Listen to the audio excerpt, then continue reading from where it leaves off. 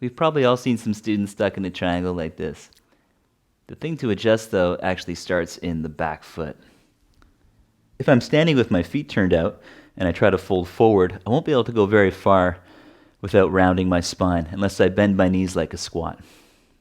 If someone's feet are turned out, their pelvis won't be able to tip forward.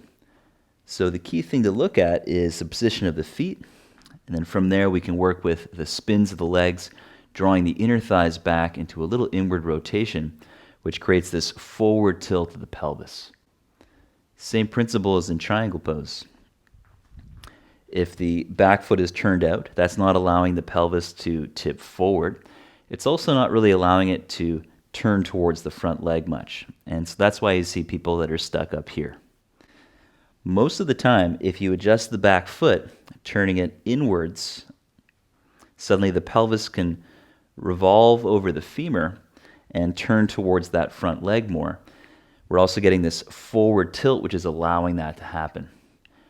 So working with this rotation pattern in the hips is really key. So the trick is angling the back foot in. You could simply tap your student's foot and tell them where to put it, and then encouraging this inward rotation, which is now possible because the foot has changed position. So now instead of my pelvis being locked here, my pelvis is able to turn towards my front leg, revolving around the femur, the thigh bone. Even though I'm not turning all the way, it's a little movement in that direction, which allows me to get the hand down towards the shin more, maybe grabbing the big toe if my hamstrings are really long, or touching the floor underneath the shoulder. Same principles apply to postures like side angle. If someone's foot is turned out, a lot of people do their warrior two that way. For warrior two, it's fine. You're not going into your range of motion. Your pelvis doesn't need to really move. But in order to get the side angle pose with the hand down, or the bound version with your arm under your leg, we rotate that left leg inwards, allowing the pelvis to turn more to the front leg, so that now we have more forward tilt in the pelvis to get the hand down, top arm up.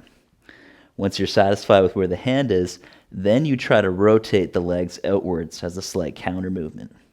But a lot of people are trying to do that counter movement as part of their setup, which is why they can't really go very close to the floor in the pose. So try that in your own practice. Try it on your students. I guarantee you'll see it makes a huge difference in what you can or can't do. And so often people think that they're just stiff and they can't do something, but it's really just a technique they need to learn. We already looked at triangle and side angle.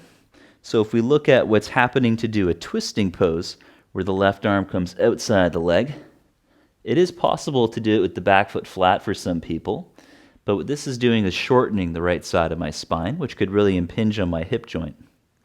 So instead, we allow more inward rotation in one of two ways.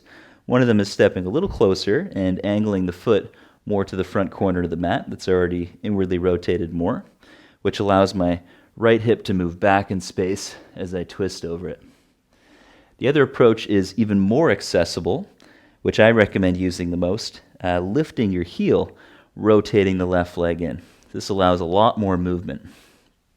And now your pelvis can turn towards your right leg. The other great thing about this is instead of getting too much movement in your lower back, rounding your back and twisting, you're actually letting your pelvis move with your spine. And from what I've learned, that's much safer for the SI joint. There's still a lot of unknowns around the SI joint, but if it's potentially helpful for some people, why not do it that way? This can also be more protective for the hip joint of the front leg, especially if someone already has an existing hip hike related to scoliosis, which I do. So thank you so much for tuning in. Incorporate this into your practice. Share, comment below. I'd love to hear about your experiences. Peace, yogis.